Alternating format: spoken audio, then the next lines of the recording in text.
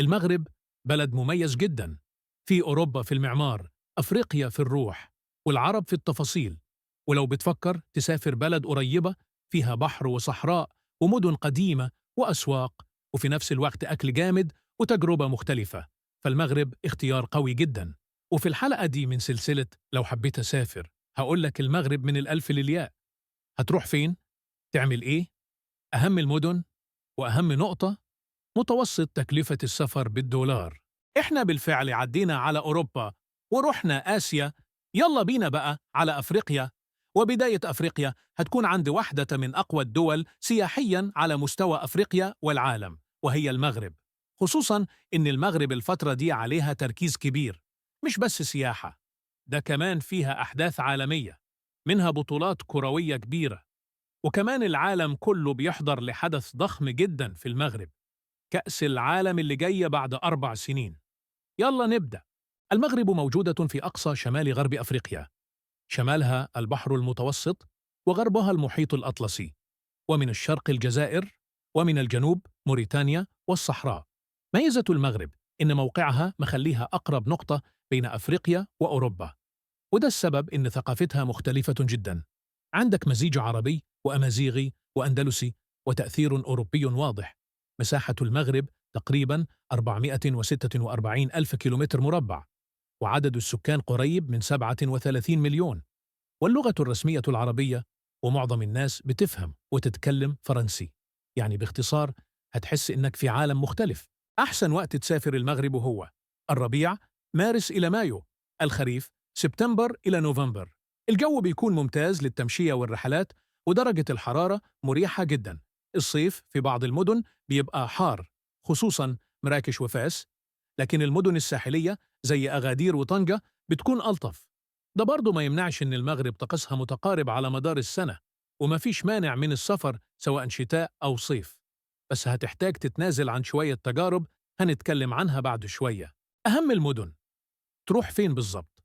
طيب، المغرب مش مدينة واحدة، انت لازم تختار ستايل الرحلة بتاعك، ودي أفضل تقسيمة.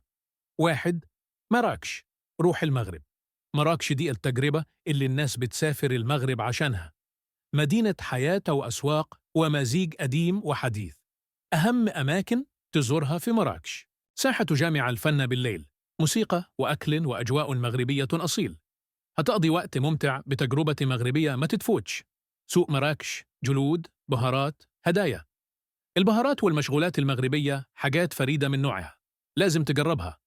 قصر الباهية، مزيج مميز بين العمارة الأندلسية والأمازيغية. حدائق ماجوريل، لو بتحب الصور. مدينة مراكش، سفرية ما تتكررش. 2. شيف تشاون، المدينة الزرقاء، دي مدينة صغيرة في الجبال، لونها أزرق بالكامل، من أكتر الأماكن اللي بتطلع صور جميلة في العالم. يومين فيها كفاية جدا وملهاش بديل في المغرب. 3. طنجة، بوابة أوروبا، دي مدينة على البحر، قريبة من إسبانيا جدا، جوها مختلف، هادي وأوروبي شوية، ومناسبة لو تحب البحر والتمشية والكافيهات. 4. فاس، تاريخ وروح قديمة، لو أنت من الناس اللي بتحب التاريخ فاس هتعجبك جدا. المدينة الأقدم في المغرب، أزقة وأسواق وحضارة. 5. أغادير، بحر واسترخاء، لو عايز مصيف أغادير ممتازة، شاطئ طويل ومنتجعات وراحة. المغرب تجربتها مش بس أماكن، دي حياة. لازم تجرب الحمام المغربي، تجربة هدوء واسترخاء مش هتحسها في مكان تاني.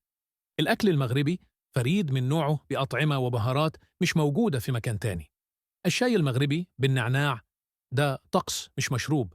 جرب الأسواق وتفاوض في الأسعار، ده طبيعي هناك.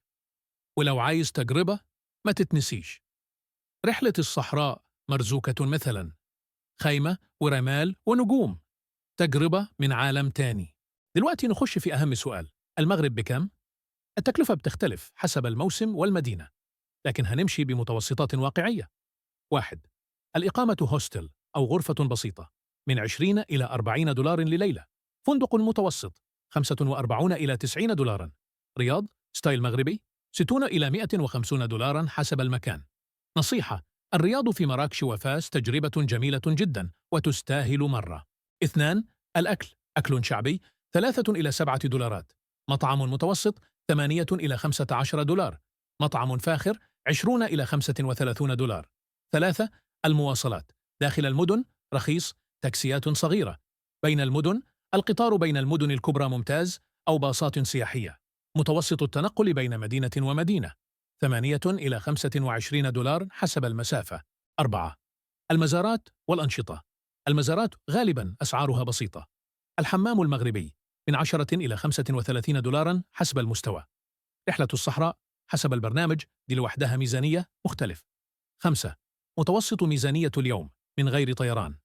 اقتصادي 40 إلى 70 دولار في اليوم. متوسط 80 إلى 120 دولار في اليوم.